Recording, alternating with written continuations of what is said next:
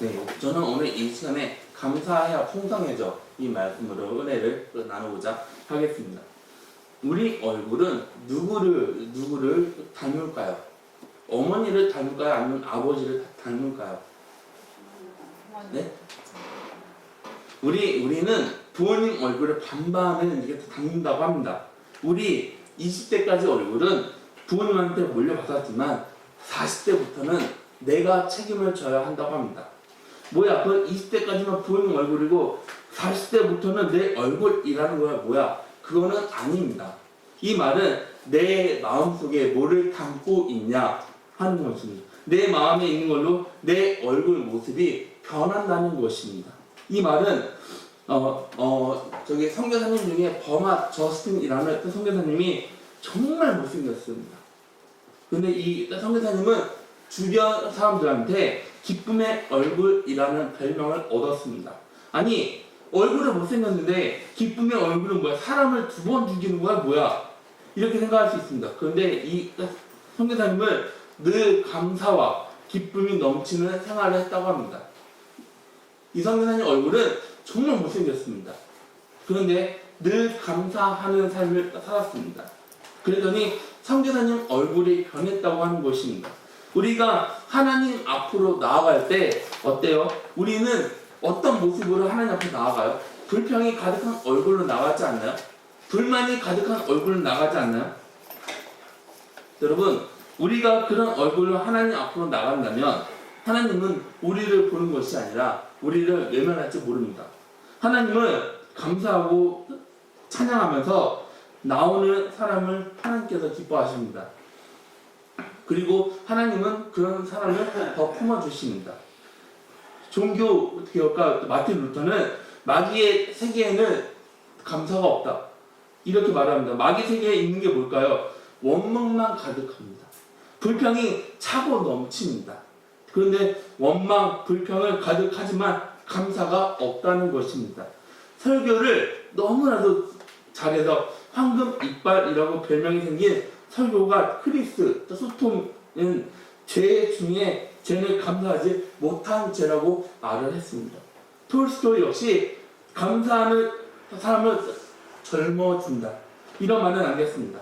그리고 성경에서는 시편 50편 23절에 이렇게 말합니다. 감사로 제사를 드리는 자가 나를 영화롭게 하나니 그의 행위를 옳게 하는 자에게 내가 하나님의 구원을 보이리라.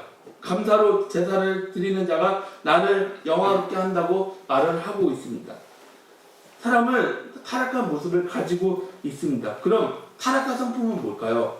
바로 불평하는 것입니다. 그럼 우리가 불평하는 걸 누가 나한테 가르쳐 줬어요? 아니요. 불평은 가르쳐 주지 않았습니다. 가르쳐 주지 않았는데 우리는 불평을 기가 막히게 살아갑니다.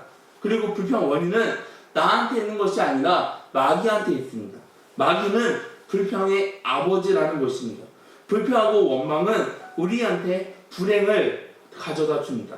원망은 우리한테 없는 걸 생각하게 만듭니다. 그러면서 원망이 시작이 됩니다. 그런데 감사는 어떨까요? 내가 가진 걸 생각할 때 시작합니다. 없는 걸 보면 자연스럽게 원망과 불평이 나오게 됩니다. 그럼 우리는 가진 게 많이 있을까요? 아니요. 우리는 가진 것보다 가지지 못한 게 더 많이 있습니다. 우리한테 없는 것들이 너무나도 많이 있습니다. 우리가 100% 누리면서 살아가는 게 가능할까요? 아니요. 가능하지 않습니다. 불가능합니다. 부자인 가정도 행복하면 얼마나 좋을까요? 그런데 부자 역시 행복하지 못한 삶을 살아가고 있다는 것입니다. 쫓기면서 살아가고 있다는 것입니다. 그럼 뭐에 쫓길까요? 돈에 쫓깁니다. 지금 이 사람들이 가지고 있는 걸로 만족하지 못한다는 것입니다. 머리가 좋으면 얼마나 좋아요? 거기에 얼굴까지 완벽하면 얼마나 좋겠습니까? 그런데 그런 사람은 손에 꼽을 수 없습니다. 왜요? 이 세상은 늘 부족합니다. 그럼 뭐가 문제예요? 그건 가진 것보다 가지지 못한 걸 크게 본다는 것입니다. 아담과 화가 바로 그랬습니다. 하나님이 정말 부족함이 부족함 없는 에덴 동산을 만들었습니다. 그 안에 아담과 하와를 마음대로 누릴 수 있는 자유까지 허락했습니다. 그런데 한 가지 조건이 있었습니다. 그건 동산 가운데 있는 선과 악을 구분하는 선악과를 먹지 말라고 했습니다. 선악과는 아담과 하와가 가진 것들 가운데 0.1%가 안 되는 작은 것들입니다. 아담하고 하와는 자유를 누릴 수 있었습니다. 자유를 누릴 수 있는 퍼센트가 99.9%입니다. 0.1%란 작은 거에 불만이 있었다는 것입니다. 그래서 선악과로 눈이 가려졌습니다. 많은 것이 아닙니다. 0.1%입니다. 그 작은 걸로 기쁨을 잃어버렸습니다. 감사를 잃어버렸습니다. 가진 것이 훨씬 많았습니다. 그런데 그 작은 하나를 가지려고 하나님 뜻에 순종하지 않았습니다. 결국 어떻게 돼요? 선악과를 먹게 됩니다. 먹었더니 참담한 일이 벌어집니다. 그게 뭐예요? 영원한 복을 누릴 수 있는 에덴 동산에서 쫓겨납니다. 그럼 우리는 왜 감사하지 못할까요? 우리한테 있는 걸 보지는 않습니다. 그럼 뭘 볼까요? 우리한테 없는 걸 봅니다. 없는 걸 봐서 우리는 불평을 하게 됩니다. 그리고 우리가 감사하지 못하는 다른 이유가 있다면 그건 다른 사람 탓을 한다는 것입니다. 환경 탓을 한다는 것입니다. 뭐든지 잘 되지 않으면 다른 사람 탓하거나 환경 탓을 합니다. 사업이 망하거나 병이 걸리면 다 누구 때문에 이렇게 됐다고 원망합니다. 이런 마음이 있으면 내 주위의 사람들을 불행하게 만듭니다. 내 주위에 있는 사람들이 불행해지지만 어떤 사람이 가장 불행해요? 바로 나 자신이 가장 불행해진다는 것입니다. 그래서 우리는 다른 사람 탓하지 말고 누구 덕분에 내가 잘 됐다고 항상 감사한 마음으로 가질 때 우리 삶이 행복해질 수가 있는 것입니다. 직장생활하는 분들은 사장님으로 내가 일을 할 수 있다고 감사하시길 바랍니다. 또 반대로 고용하는 분들이 있으면 회사 사람들로 인해 회사가 운영된다는 사실로 감사하시기를 바랍니다. 이처럼 다른 사람 탓하는 대신 내가 누구 덕분에 건강하고 잘 살고 모든 일이 잘 된다는 사실에 감사하면서 살아가면 우리 삶을 변하게 될 줄 믿으시길 바랍니다. 미국 텍사스 주에 정신병자 구급차 운전하면서 그동안 열심히 살아왔던 사람이 있습니다. 어느 날 이 사람의 정신병 환자를 병원에 내려놓고 차를 돌리는데 갑자기 저 위에서 누군가 자기를 부르는 소리가 들렸다고 합니다.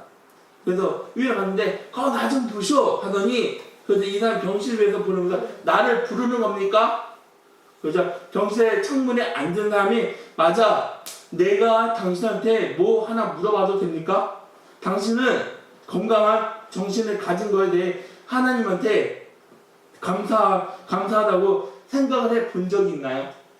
그 말을 들은 운전수는 아무 말을 하지 않고 집으로 돌아오면서 이 환자 물음이 머릿속에 계속 생각이 났습니다. 그러면서 그래 나는 15년 동안 이 병원에서 일하고 매일 정신 환자를 태우는데 내 건강과 내 정신에 감사해 본 적이 한 번도 없구나. 어떤 사람은 태어난 아이 손가락 하나씩 세우면서 10손가락을 주신 하나님께 감사합니다. 이런 얘기를 들은 적이 있습니까? 감사하지 않는 삶은 마치 돼지가 도토리 나무에서 밑에서 떨어진 열매를 먹으면서 그 도토리 열매가 어디에서 온 건지 모르는 삶하고 같다는 것입니다. 감사는 하나님의 은혜라는 걸 깨닫는 사람들의 특징이라는 것입니다. 그래서 감사하는 삶을 살아가려면 어떻게 살아가야 하는지 두 가지 방법을 살펴보도록 하겠습니다. 첫 번째로 감사하는 삶을 살려면 불평 습관을 버려야 합니다. 성경에서 감사 조건을 찾을 수 없는 사람을 뽑으면 누구를 뽑을 수 있을까요? 바로 욥을 뽑을 수 있습니다. 이 사람은 하루아침에 망했습니다. 욥이 망한 거는 욥이 원했던 게 아닙니다. 하나님이 사탄한테 허락했던 그런 고난입니다. 허락한 고통입니다. 아니 하나님 제가 누구입니까? 저 욥입니다. 그런데 사탄이 나를 망하게 했다는 걸 하나님께서 허락한 겁니까? 하나님 지금 저는 하나님이 무척이나 원망스럽습니다. 욥은 이렇게 말할 자격이 있었습니다. 그럼 왜 말할 자격이 있었을까요? 욥에게는 재산 양이 7,000마리가 있었습니다. 약대가 3,000마리가 있었습니다. 소가 500개월이었습니다. 암나귀가 500입니다. 그런데 이걸 하루 아침에 도둑맞고 벼락 맞아 죽고 불에 타 죽었다는 것입니다. 그런데 욥은 이런 상황 가운데서 하나님을 조금이라도 원망하거나 하나님을 욕하지 않았다는 것입니다. 그 말씀이 욥 1장 21절부터 22절 말씀입니다. 이르되 내가 모태에서 알몸으로 나와서 한즉 또한 알몸이 그리로 돌아가올지라 주신 이도 여호와시오 거두신 이도 여호와시오니 여호와의 이름이 찬송을 받을지니이다 하고 이 모든 일에 욥이 범죄하지 아니하고 하나님을 향하여 원망하지 아니하니라. 욥의 아들 딸들도 아첨집에서 잔치를 벌이고 있었습니다. 그런데 집이 무너져서 10명의 남녀가 집에 깔려 죽었습니다. 이런 상황이었지만 욥은 불평하거나 원망하지 않았습니다. 그럼 그걸 끝일까요? 아니요. 욥의 몸은 어때요? 악창이 나서 기압장으로 몸을 긁어야만 했습니다. 욥의 모습을 알아볼 수 없었습니다. 그런데 욥은 그런 상황에서도 하나님을 원망하거나 불평하지 않았다는 것입니다. 욥의 부인이 뭐라고 말합니까? 차라리 하나님을 욕하고 죽으라고 말합니다. 그런데 욥은 이런 상황에서도 아내한테 뭐라고 하거나 하나님을 욕하지 않았습니다. 불평하지 않았습니다. 불평, 원망은 바로 큰 죄라는 것입니다. 사탄이 욥한테 하나님을 원망하고 불평하게 하라고 하는데 욥은 조금도 꿈쩍하지 않았습니다. 그러자 사탄이 어떻게 합니까? 도망칩니다. 욥은 그 전보다 갑절이라는 축복을 받았습니다. 아무리 억울한 일을 당하더라도 하나님만 바라보는 사람은 복이 있습니다. 불평은 아무것도 아닌 것 같은데 죄입니다. 그래서 사탄은 우리 안에 끊임없이 불평하게 만드는 생각을 집어넣고 있습니다. 좋지 않는 생각을 우리 안에 끊임없이 넣으려고 하는 것입니다. 여러분, 습관은 우리가 어떤 행동을 하고 반복할 때 생깁니다. 불평하는 습관을 갖게 되면 우리는 마귀의 지배를 받게 됩니다. 우리한테 불행한 일이 찾아오게 되는 겁니다. 그런데 감사 습관을 받게 되면 어때요? 성령의 지배를 받게 됩니다. 그 습관은 우리한테 행복한 일이 찾아오게 됩니다. 불평은 한 번, 두 번 자꾸 하게 되면 그게 습관이 됩니다. 그 습관을 버리지 못하면 우리는 사탄의 노예가 되어버린다는 것입니다. 이스라엘 백성들이 광야를 지날 때 뭘 자주 합니까? 불평을 합니다. 모세하고 아론한테 왜 우리를 여기로 끌고 왔냐? 우리를 여기서 죽게 해달라. 내버려달라. 차라리 우리는 여기서 죽겠다. 애굽에서 있었을 때가 더 좋았다. 이렇게 불평하지 않나요? 사람들이 이 광야에서 우리가 정말 죽었으면 좋겠다. 이렇게 불평해서 하나님이 어떻게 합니까? 그래, 그럼 너네 그렇게 해줄게. 하면서 사람들이 죽을 때까지 광야를 맴돌게 만듭니다. 광야에서 태어난 사람들만 가나안 땅으로 들어갑니다. 애굽에서 나온 사람들 가운데 가나안에 들어간 사람은 여호수아와 갈렙뿐입니다. 이 사람들은 이스라엘 사람들 불평대로 됐습니다. 불평 원망은 하나님을 믿지 않는다는 증거입니다. 영적으로 보면 불평이나 원망은 그 어떤 것보다 위험하고 좋지 않는 습관이라는 것입니다. 여러분, 우리가 음식을 먹으려고 음식점에 딱 들어가지 않나요? 그 음식점이 맛이 없어도 맛없다고 불평하지 않는 것이 좋습니다. 그런데 습관적으로 불평하는 사람들이 있습니다. 한 명이 맛없다고 불평하면 맛있게 먹던 사람까지 그 음식이 맛이 없어집니다. 사람을 평가할 때 장점을 좋게 평가하는 것이 중요합니다. 다른 사람을 좋지 않게 평가한다는 건 나한테 좋지 않습니다. 그럼 왜 좋지 않을까요? 우리가 상대방을 좋지 않게 평가하면 우리한테 드는 생각이 뭐가 있어요? 저 사람을 가까이 하지 말자. 그럼 왜 가까이 하지 말자라고 그렇게 생각을 해요? 내가 피해를 본다고 생각을 합니다. 그래서 우리한테 불평 습관이 있으면 그 습관을 감사의 습관으로 바꾸시기를 주님의 이름으로 기원합니다. 두 번째로 감사의 삶을 살려면 감사의 습관을 키워나가시길 바랍니다. 미국 사람들은 기독교 문화 아래서 살아서 감사 습관이 몸에 배어 있습니다. 그래서 이 사람들은 어렸을 때부터 땡큐라는 이 말이 몸에 배어 있습니다. 작은 일에 감사하는 습관이 있다는 것입니다. 그런데 우리 동양 사람들은 어때요? 감사하는 습관이 몸에 배어 있지 않습니다. 우리는 하나님의 고난과 슬픔을 통과한 사람들에게 복을 주십니다. 우리는 성경을 보면은 고난 없이 슬픔 없이 복을 받은 사람은 한 명도 없습니다. 그래서 하나님은 나중에 좋게 하려고 고난을 허락하는데 우리는 그걸 어떻게 생각합니까? 좋지 않게 생각을 한다는 것입니다. 이거를 신앙 용어로 뭐라고 말을 하냐면은 변장된 축복 또는 위장된 축복이라고 말을 합니다. 고난도 슬픔도 축복 가운데 하나입니다. 고난과 슬픔이 축복의 시작이란 걸 우리는 모릅니다. 그래서 우리는 불평을 합니다. 그래서 우리는 원망을 합니다. 그래서 우리가 아프면 병원에 가지 않나요? 그럼 의사가 우리 몸을 본 다음에 우리한테 병을 보고 우리한테 주사를 처방해 주지 않나요? 우리한테 쓴 약을 처방해 주지 않나요?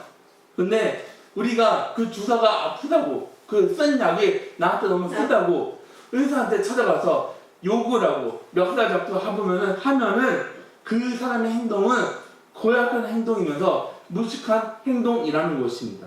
마찬가지입니다. 하나님은 우리한테 축복을 주려고 고난과 슬픔을 허락하는데 우리는 그거를 모른다는 것입니다. 우리는 그 축복을 모릅니다. 어떤 사람이 감사에 대해서 이런 말을 남겼습니다. 모든 것이 좋아서 감사하는 것이 아니라 하나님이 좋은 분이어서 감사해야 한다. 여러분, 감사는 축복의 문을 여는 방법입니다.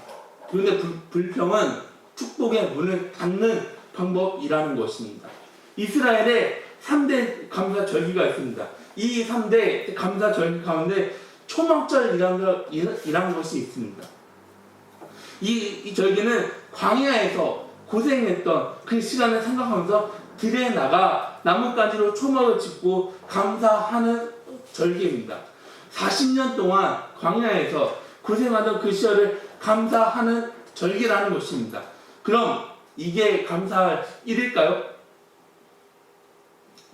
이스라엘 사람들 광야에서 고생하던 그때가 너무 감사해서 광야에 나와서 초막을 짓습니다. 초막에서 머뭅니다. 고생하던 그 시절을 다시 한번 생각을 한다는 것입니다. 오늘 본문 말씀 17절 말씀입니다. 다 같이 함께 읽겠습니다. 다 같이 시작. 또 무엇을 하든지 말하라 하면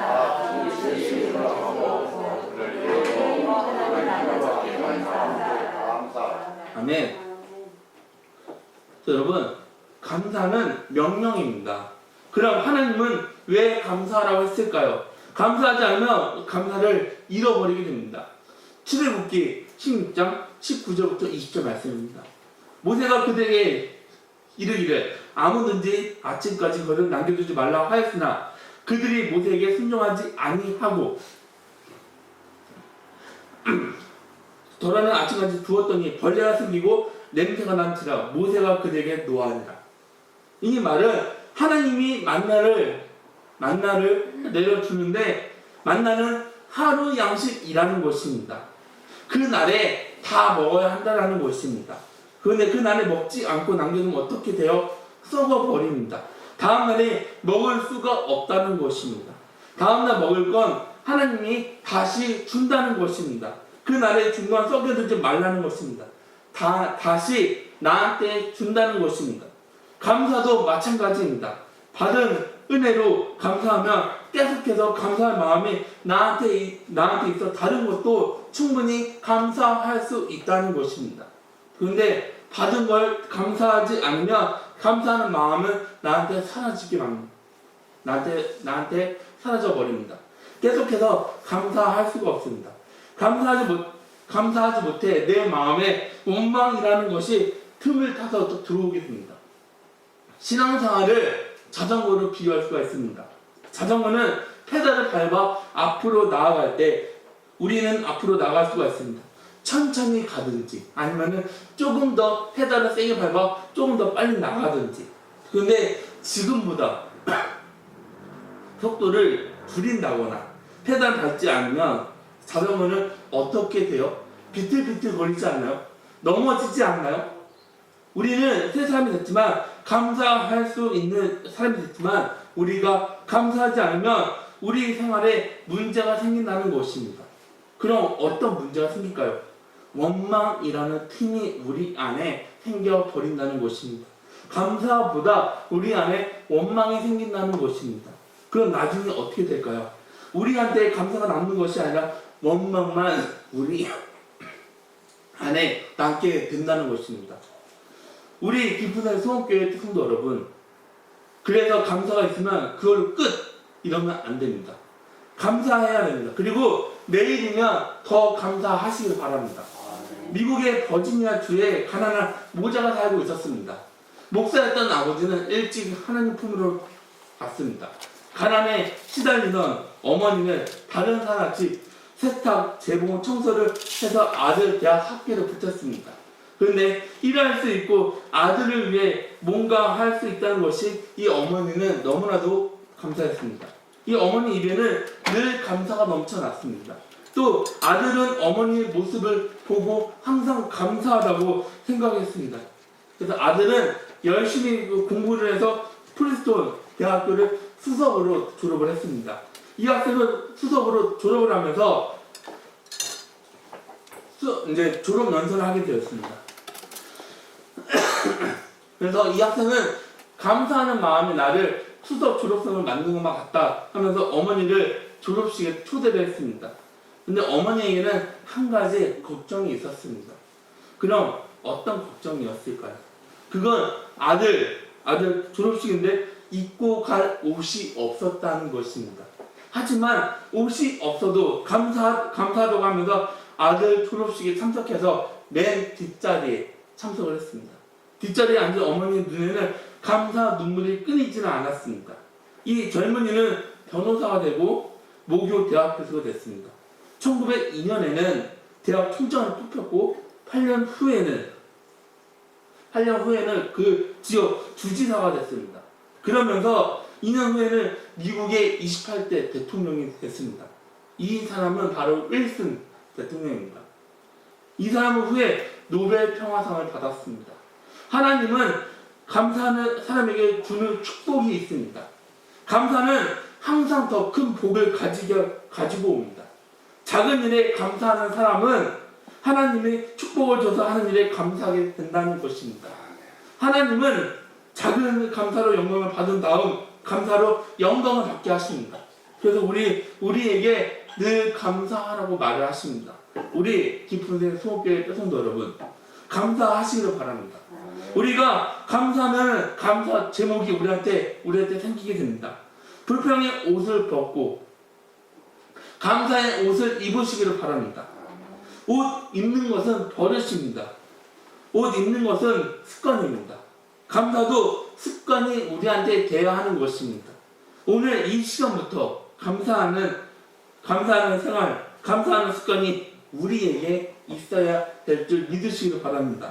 여러분, 작은 일에 감사하면 하나님이 우리를 풍성하게 채워주십니다. 우리가 감사하면서 살아가는 복된 성도님들이 다 되시기를 주님의 이름으로 축원합니다. 다 같이 기도하시겠습니다.